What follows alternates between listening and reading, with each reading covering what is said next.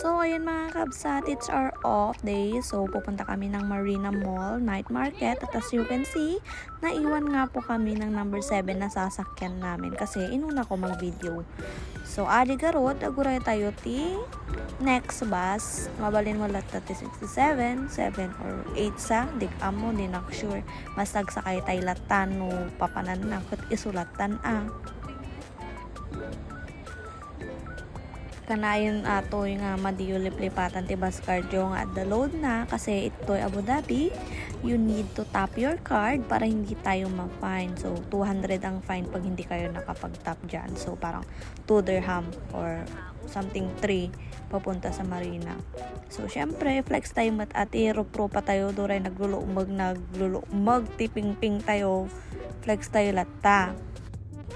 Medyo adayo ti papanan tayo kasi abay so na ti beach. So like around 15 to 20 minutes I think na biyahe din. Madikamot maboring ta.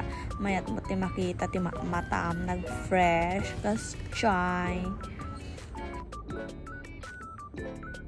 Siyempre habang biyahe kayo ti kadwam kat madim maliplipatan natin makichismis latan ti panagbiag ti tao di tata isumot ti maaramid nga libre. So, amo kawan kwenta na ate nga pa nag-vlog ko. Basta, nagbid-video na lang. Just a remembrance, no? Makikita yo siya adi ni O. Secret. Basta nagluumag ako. Apo. So, ni ata ni O, madalanan nyo latamot ti Cornish at ti beach. Abay beach. Mabaling kayo makidate ita ti Arabo. Pakistani, no? Nyaman ti trip yo. So how many years nakadanon tayo to'y Marina ata di building nga amum nga radji ka Marinan. So tandaan na ata no ratoy ka nga building datoy ka Marinan kas jay. No kahit no makakita ti ado nga Filipino kut iji ka lang mapan na night market kasta ukayan kasta tayo sumatihilig ti Pilipino makan kada ukay. So napang kami to yung madan tumulat na masabsabat mo nga Ilocano kadan niya ditan Bisaya kasta kababayan kun kunamatan ate nga part kat apan tayon mismo jayon Marina night market ta mabisin man ti taon kone kailangan man mapakanon tiwabo yun ataman ti bagbagakon.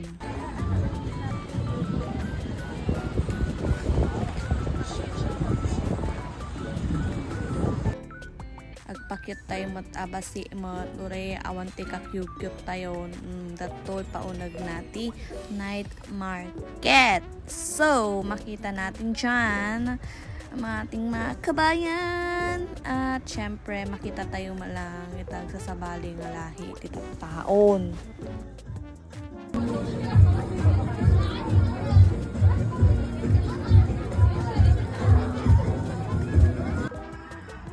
Kapada naman lang kasabali nga night market around Abu Dhabi. You can find something you want to buy like yan mga baby clothes like that. You can mix perfume which is talagang normal naman na dito sa UAE. So, meron yan sa loob ng mall, ganon. So, ata makita. So, this is just a pathway.